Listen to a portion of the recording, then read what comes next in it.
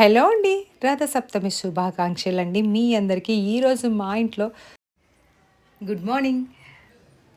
మా కుటుంబ సభ్యులందరి తరపున మీ కుటుంబ సభ్యులందరికీ కూడా రథసప్తమి శుభాకాంక్షలు.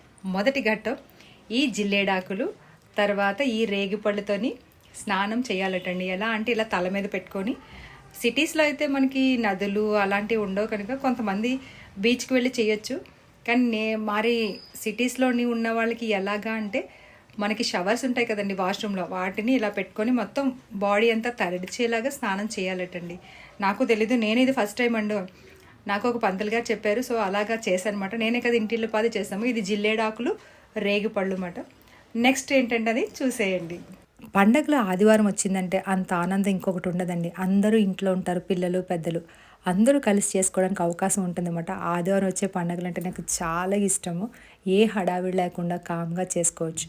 సో రథసప్తమి, ఈ రథసప్తమి రోజు స్నానం అయితే అలా చేస్తారటండి. నిజం చెప్తున్నాను, నేను ఫస్ట్ టైం చేశాను. అలాగే ఎప్పుడు అలా చేయలేదు నా చిన్నప్పటి నుంచి. సో మా నాన్నగారు ఏంటంటే ఇవి వీడియోస్ పంతులు గారు చెప్పారంటే ఈరోజు నలుపు రంగు అసలు వాడకూడదని చెప్పారటండి. అంటే మనం స్నానం చేసిన తర్వాత నలుపు బట్టలు అన్నవి వేసుకోకూడదటండి రథసప్తమి రోజు. మ్యాక్సిమం ఎరుపు రంగులో వేసుకుంటే మంచిదట. సో మనకు అవకాశం ఉన్నప్పుడు పాటించడంలో తప్పేముందండి. ఇలాగా మొదటగా అయితే రథసప్తం కోసం ఇంటి బయట అన్నీ రెడీ చేసేసామండి. తూర్పు సైడు సూర్యుడు ఉదయించి, అంటే రథసప్తం అనగానే సూర్యభగవానికి మనము పూజిస్తాం కానీ బయట తూర్పు సైడు పూజ పెట్టుకుంటాము.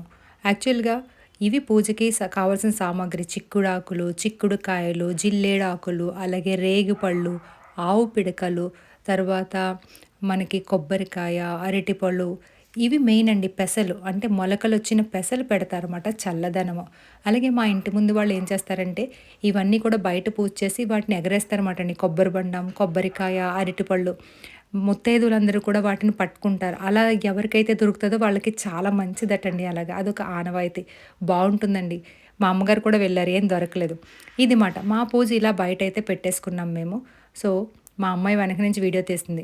యాక్చువల్గా ఈ పిడకల మీద పరవన్నం వండి పెట్టాలన్నమాట అండి, ఆవు పిడకల మీద. కానీ అంతలా అవ్వదని చెప్పి నేను మామూలుగా వండేశాను. నామకహా చిన్న ప్లేట్ అలా పెట్టి తీసేశాను.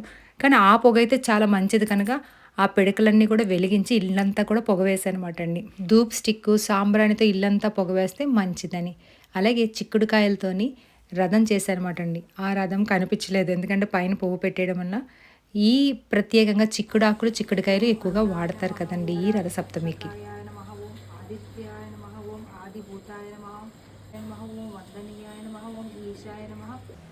మా పూజ అయిపోయింది. మీ పూజ ఎలా అయిందో కమెంట్ చేయండి. మరొకసారి మీ అందరికీ కూడా రథసప్తమి శుభాకాంక్షలు.